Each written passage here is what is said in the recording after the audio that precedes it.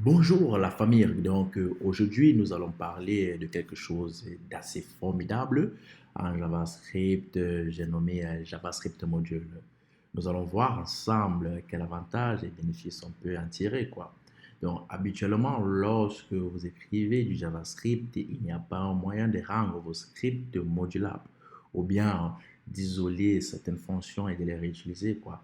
Cela est rendu possible grâce à JavaScript Module, quoi. Voyons cela ensemble. Je vais créer d'abord un fichier index.html. Dans ce fichier index.html, je vais juste mettre un basique JavaScript, un basique HTML plutôt. Euh, JavaScript module. Donc, OK, l'OCFR, il dit hello from. Hello from here. Donc, c'est un exemple là. J'écris la script. Donc, faisons un peu. Déclarons une constante. Build ID, par exemple, qui va prendre quelque chose comme ceci, aléatoirement. Vous pouvez mettre n'importe quoi. C'est juste pour vous montrer de la fonctionnalité. Donc, supposons que là, maintenant, on va parcourir ça.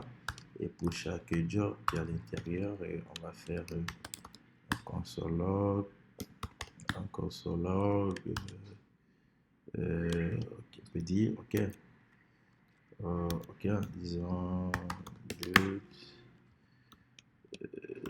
job ID, donc on est là,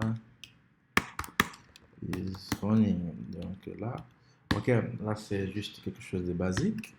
Donc créons une classe là, my build, my pipeline. Donc cette classe, supposons que cette classe a un constructeur qui va prendre le build ID, et tout ce que ça va faire juste un point build ID égale à build ID. Donc ici on peut créer une fonction run jobs qui se charge de faire tout ça. Donc c'est juste un exemple. Donc, ici c'est 10 build.run job. Donc là, une fois qu'on a ça, qu'est-ce qu'on fait? Ici, on va déclarons pipeline égale, donc sans récurrent, pipeline égale new my pipeline, et on passe comme argument build ID. Et là, qu'est-ce qu'on peut faire? On peut faire point run jobs. Donc, ok. Bien, ici, créons encore une fonction display message. Qu'est-ce que ça fait? Simplement, cette fonction va avoir un petit alerte, quoi. Alerte from here. Donc, on peut dire, ok, là, une fois qu'on a fait ça, on peut lancer cette fonction, actualisons, et voyons voir ce que ça donne. Je vais juste un peu lancer ça. HTTP serveur. Donc, HTTP serveur, c'est un outil qui permet de lancer un serveur local, quoi. Donc, vous pouvez installer ça avec Node sans problème, quoi. Donc, je lance ça. Donc, ok. Donc là, ça donne hello fourrière. Ok. Donc, si j'inspecte là, qu'est-ce qu'on a? Console, donc ça, c'est pas grave. On a bien les consoles log et tout. Donc, si je suis pas là, source, on a bien. Ça, c'est bon. Ok, ça, c'est ce qu'on a. Maintenant, supposons que on aimerait organiser notre code un peu plus swag. Donc là, c'est histoire de mettre ça dans un dossier. Donc, on crée un dossier, on va mettre nos classes, nos fonctions, nos helpers. Donc, histoire de mieux organiser notre code et pour que ce soit plus réutilisable, plus maintenable, quoi. Qu'est-ce qu'on va faire? Donc, comme je disais, JavaScript vient avec une fonctionnalité qu'on appelle JavaScript module, JS module. Donc ici, on peut créer un fichier .mjs, donc l'extension c'est .mjx. Et donc une fois qu'on a fait ça, on peut donc tout simplement retirer ça ici et mettre ça là.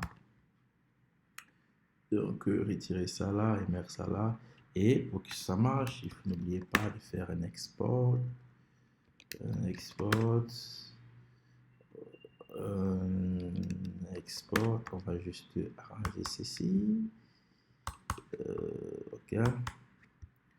Après, il y a des bons plugins qui peuvent faire facilement des autoformatages. Donc, que vous pouvez installer aussi, quoi. Donc, moi, je vais juste faire ça à la main. Donc, ok, une fois que c'est fini, donc, c'est quoi? Le but, c'est quoi? Le but, c'est maintenant, c'est d'utiliser tout ça de ce côté, donc d'importer nos constantes ou bien nos fonctions directement dans notre fichier. Donc, là, on est isolé, on est organisé, quoi. Donc, ici, je peux faire un import, si je peux importer ceci depuis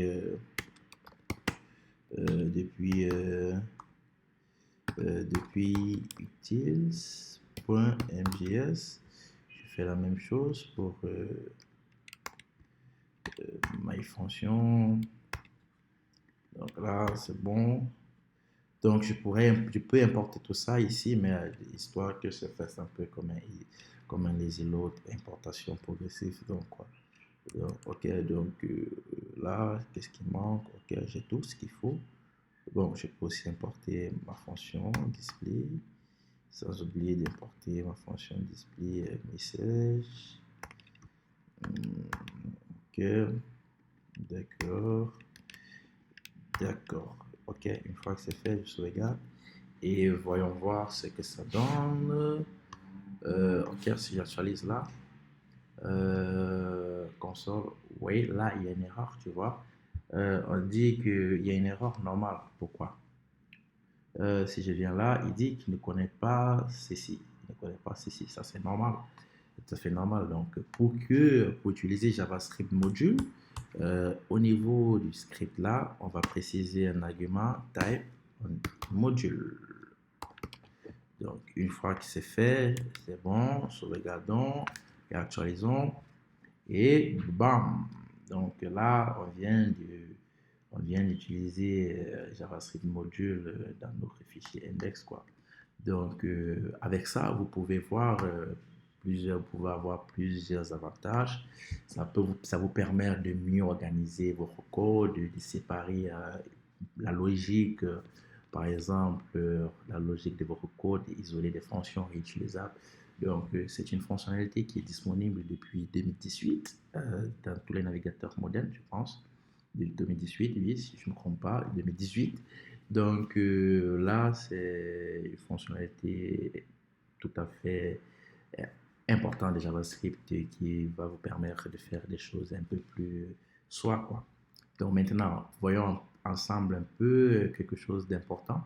Supposons que vous utilisez JS Module, mais comme j'ai dit, il y a certains navigateurs qui n'ont pas la mise à jour et donc cela peut poser problème, quoi.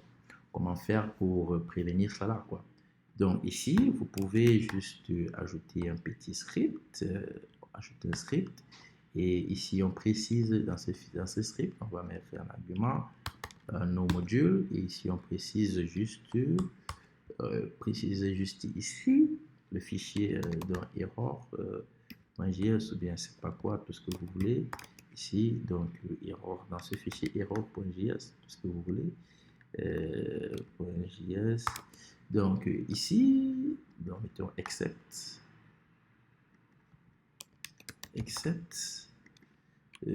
Dans ce fichier, c'est ici que vous allez pouvoir écrire le code qui va s'exécuter si le nom module n'est pas supporté par les navigateurs.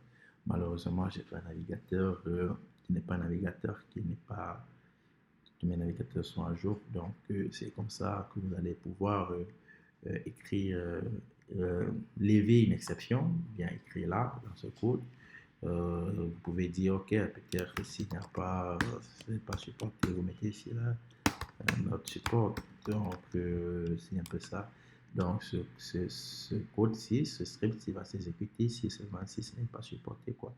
Vous voyez dans mon cas, pour mon cas, comme il est supporté, donc tout va s'afficher normalement, quoi. Donc, voilà, c'est tout pour cette vidéo. Euh, je vous laisse découvrir ça et de faire quelque chose et de faire des manipulations et de vous amuser avec quoi. Donc, surtout, n'hésitez pas de liker et de vous abonner si ce n'est pas encore le cas. Des vidéos comme celle-ci en sortiront chaque semaine, quoi. Donc, merci à tous.